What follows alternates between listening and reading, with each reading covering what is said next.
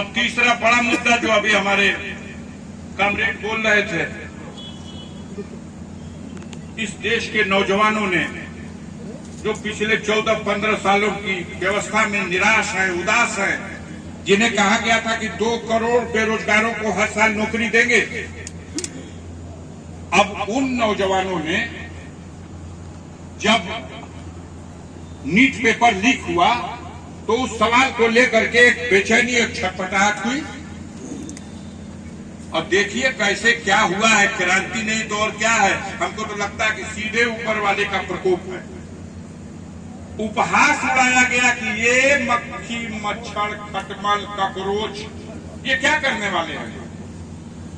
और उन कॉकरोचों ने वो कर दिया। मैं दिल्ली में था, पूरा दृश्य ये पांचू यादव बैठा हुआ जिला पंचायत, खड़े हो जाओ, ये गया था गाजीपुर का, ये बहादुर उस आंदोलन में बड़ी जोरदारी के साथ लड़ा है वहां।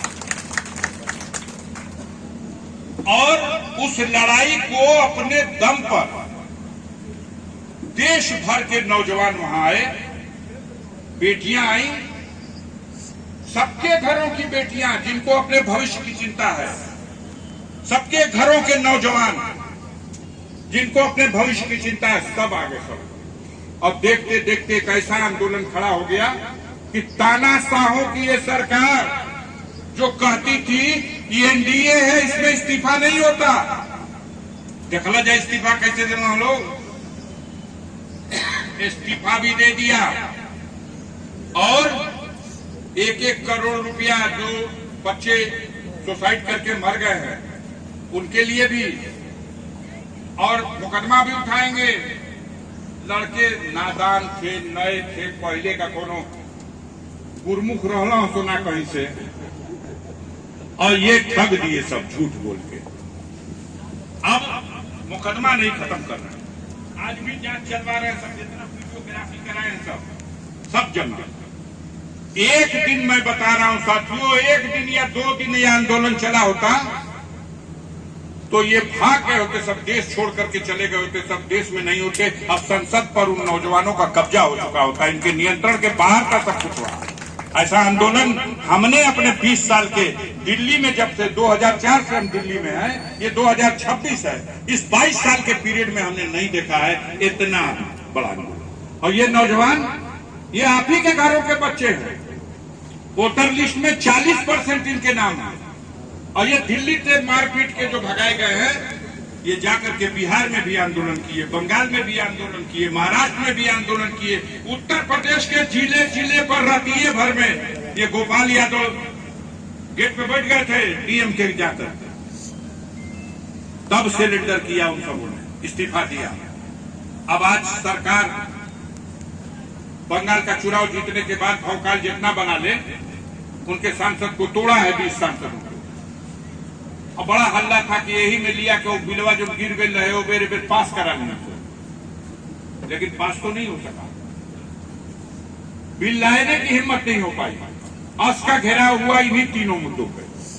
अस का घेराव हुआ कि सरकार जवाब देने की स्थिति में नहीं रह गई, भागा भागी मच गया। और इसलिए साथियों, आज इस जन्मदिन के अवसर पर अगर कोई बड़ी सौगात, कोई नीचे रख रहे जगह जमीनिए में रख रहा, डिस्टर्ब मत कर, जमीनिया में रख, अरे नीचे आज इस जन्मदिन के अवसर पर आप सबकी दुआ, आप सबका आशीर्वाद हमें ताकत देता है। हम उम्मीद करते हैं कि जैसे हमेशा आप हमें ताकत देते रहे, आप हमें आज भी ताकत देंगे। लेकिन एक संकल्प लेकर के इस ताकत को दीजिए कि पूरी तरह से पूरे देश में बदलाव का वातावरण बन चुका है। और उत्तर प्रदेश देश का कलेजा है। 80 लोकसभा की सीटें हैं, 403 विधानसभा की सीटें हैं। चुनाव 4-5 महीने के अंदर आने वाला है। हालत खराब है।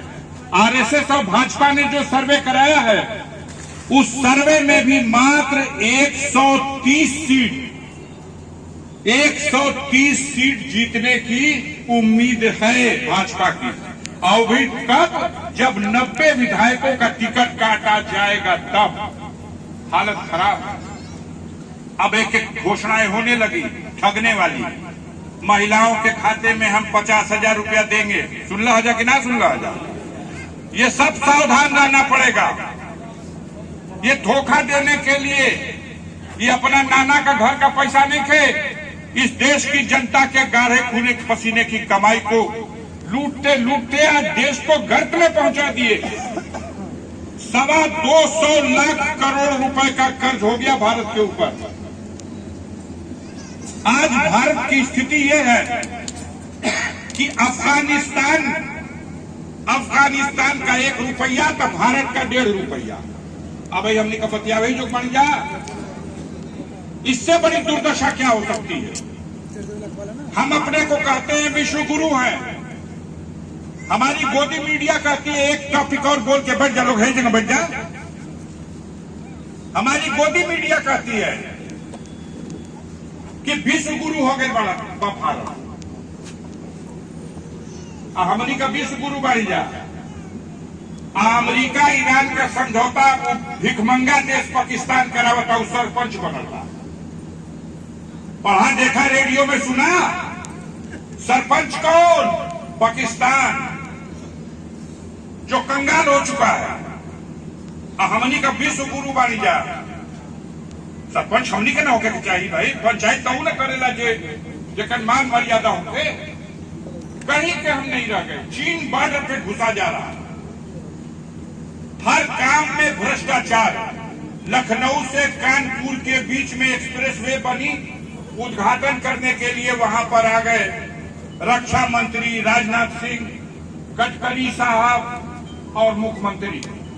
भाषण सुनिए, कहा है कि सुना जाए ऐसा सड़क बना देवी है कि एक मुकाबला एशिया, यूरोप, अफ्रीका में नहीं के खाली अमेरिका में जा करके एक टक्कर का सड़क मिली नहीं तो कहीं नहीं। और उद्घाटन करने के 15 दिन के अंदर कानपुर से लखनऊ के बीच में 88 किलोमीटर की सड़क में 85 जगह गड्ढा हो गया। दुनिया थूक रही है इनके ऊपर, इनकी बेईमानी के ऊपर, इनके झूठ के ऊपर। अंतिम बात कह के अपनी बात को खत्म करूंगा। मुझे लग रहा है अब सब थक गए। सुबह से शाम तक आपके सामने जो कुछ परोसा जाता है, खाहू खातिर परोसल जाला, लेकिन सुनहू खातिर परोसल जाला, देखाहू खातिर परोसल जाला। जो कुछ भी खबरें आपके सामने आ रही हैं, इसकी असलियत को बस समझ जाओ।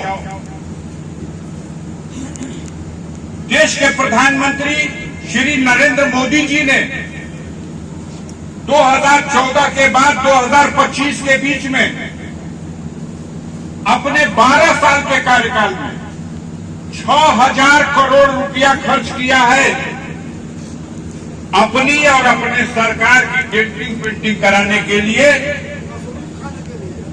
गचकिया भरवावे खातिर। अपनी बुराई को छुपाओ, हलवा को गोबर बताओ और गोबर को हलवा बता दो। विज्ञापन पर 6,000 करोड़ रुपया। और सुनिए, चमत्कार हुआ है, विश्व का रिकॉर्ड बन गया।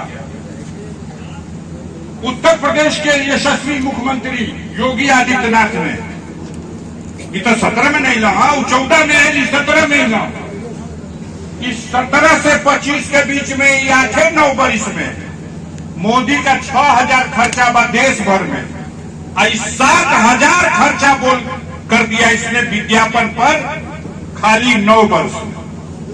9 साल में उत्तर प्रदेश में विज्ञापन पर 7,000 करोड़ रुपया। तो जब हाथ आदमी सोना का लड्डू तो कही देखिए भैया ये हलवा ना गोबर हो, और जहां गोबर नहीं कह दे कि हलवा। तमाम प्रिंट मीडिया, इलेक्ट्रॉनिक मीडिया, इसको इन्होंने खरीद लिया। ये सोशल मीडिया के माध्यम से कुछ सच्चाई सामने आ जा रही है। कुछ स्वतंत्र पत्रकार ऐसे हैं जीवट वाले, जो सच्चाई को लिखने के लिए हिम्मत जुटा पा रहे हैं।